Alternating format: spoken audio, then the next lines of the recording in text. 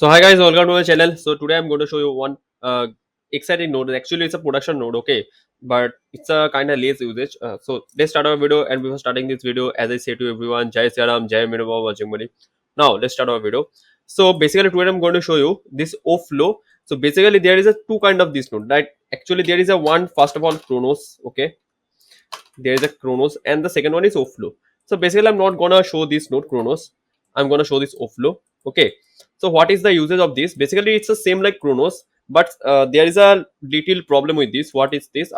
What is the main problem? I gonna share with you. So basically there is a source connection. Just give it to source. Now first of all, if you hit Chronos here, first of all there is less setting in the OFlow and too much setting in this node, right? Chronos. Then if I just hit this and if I go to fast frame and if I just on off this, now see it's kind of retiming, right? My footage. So basically same gonna happen with Chronos. If I view this and if I hit this, so see, right? Now in this, first of all, there is an input range. So this is my input frame range, okay, and the default is 1 to 100. You guys can reset this.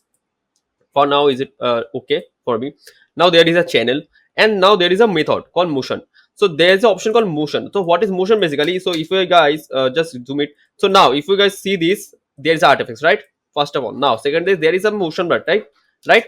So if I guys hit this blend, now see there is a frame, two frame between blending, right? The two frames between blending, it's a blending frames, right? Now I mean blending, what this means, basically some frames are blending together. I mean one or two frames that blending together. So that's the motion in between, right? And if I hit this frame, now it's gonna solve. But if I go to some forward frame, it will get a problem. Same like Chronos only. So basically how to solve this? If I go to this motion, first of all, so basically I'm gonna show it her how it's the full speed. So basically I'm taking a just notepad and I type it basically 100. So 100, if I just half it, 100 divided by 2, then it will be what, 50%, right? So basically it's the same problem.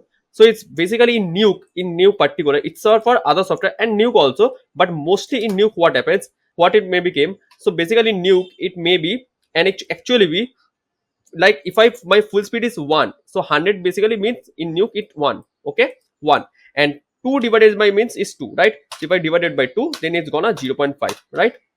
So basically the same thing. So I like to mean in other software 100 basically means, just see it here, 100 basically in other software, and if I divided by 2 it's called 50, and in Nuke it's a 100 means 1, and if I divided by 1 then by 2, sorry, then it will be 0.5, right?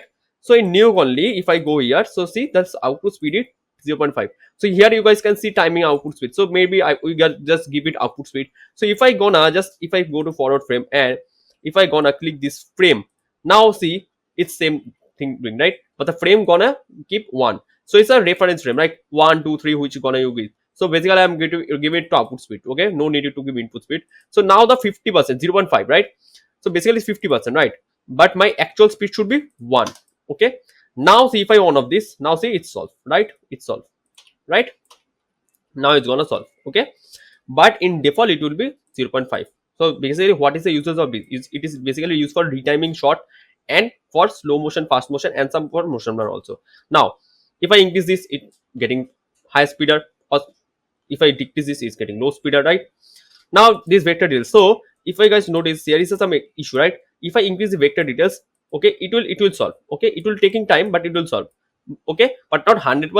Basically it will solve little bit, same as smoother. You guys can do some smoother, and there is another option called filter. So if you guys facing some issue, like many of guys are using OFlow instead of Chronos, so I might be many of guys facing this kind of issue, so they are doing some manual paint. So don't do the manual paint first. That's the motive of my this video. Don't do manual sequence paint, or don't try to solve it otherwise, okay? Just try this setting. So keep it, first of all, output speed. If you guys already keep it, then just check your output speed timing, okay? If you guys want this speed only, then keep it, but try to use this, okay, by decreasing or increasing these settings. And the another option, the most mandatory option, you guys, many guys are don't know, or they don't actually use this. So basically these are a filter option. So it's definitely bilinear. So if I just give this Langlos cost 4 or Langlos 6, then see some issue getting automatically solved, right?